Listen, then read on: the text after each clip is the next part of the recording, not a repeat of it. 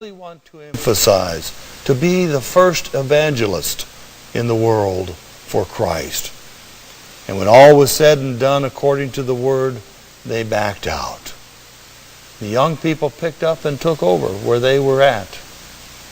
But they had received the suggestions of their elders, even though we know from reading the rest of Luke that they didn't always understand what Simeon and Anna had really said in that courtyard. Remember, Simeon said that some would rise and some would fall, and that there would be a sword that pierced Mary's heart. Well, you can look during the Passover in Jerusalem in the next couple of chapters, and you can see that Mary and Joseph are perplexed at their 12-year-old son getting lost in Jerusalem. And what was that 12-year-old son doing? He was in the temple answering questions that the priests had no idea the 12-year-old could answer. He was confounding even the elders in them. And the sword of Jesus' crucifixion and pain, and the pain that passed through Mary's heart of losing a son, only a parent who loses a child before his or her time can know the pain of that kind of a sword. And so it is, we who are older can suggest, but we cannot do for the younger folks. We can share our wisdom and their burden, but it's up to those who hear to listen and enact their own understanding. It's not easy giving up the car keys to your son or to your daughter. But each age makes its own mistakes. And when that daughter walks down the aisle with a man we think is unworthy of her, we have to let her do it. We have to let her do it. Because love takes the road of much prayer and hand-wringing. But we must remember the words of God that if we train them up right, that they'll not depart from those ways. They might make mistakes. In fact, there's a mistake in our bulletin this morning, and an angel, bless her heart, said it was the last mistake she was going to make this year. The closing hymn should be 167 and not 155, but I would like to believe that it's the last mistake she'll make this year.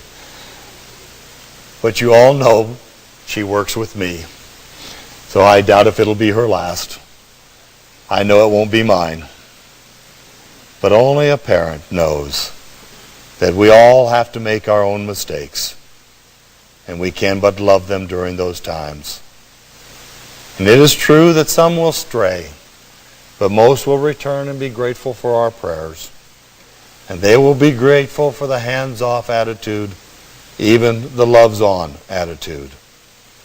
But like the parable of the lost son, sometimes it takes sleeping with hogs to get the idea across. Now, letting go does not mean giving up or quitting, but finding new ways to make this time of older age just as important as the time of childhood and young adulthood and middle age. To find ways to be active in the church and the neighborhood that encourages others to become the potential God has for them. To share the good news that being old is not the same as being dead, because we've only lost half of our hearing, most of our sight, and some of our hair. And now we can drive slower and know that everyone who waves that finger in the air is making us their number one friend. We will have a lot of friends the slower we drive. And we can take naps and just tell people that we're restoring our souls. And we have the best excuse in the world for not remembering whether we were putting something into the fridge or taking it out. And we can now act in ways of reconciling, rather than dividing and conquering, as we find new ways for me and God to get it done. It's time to do as Chittiser recommends, to let go of both our fantasies of eternal youth and our fears of getting older, and to find the beauty of what it means to age well. For getting older is not a time of dying.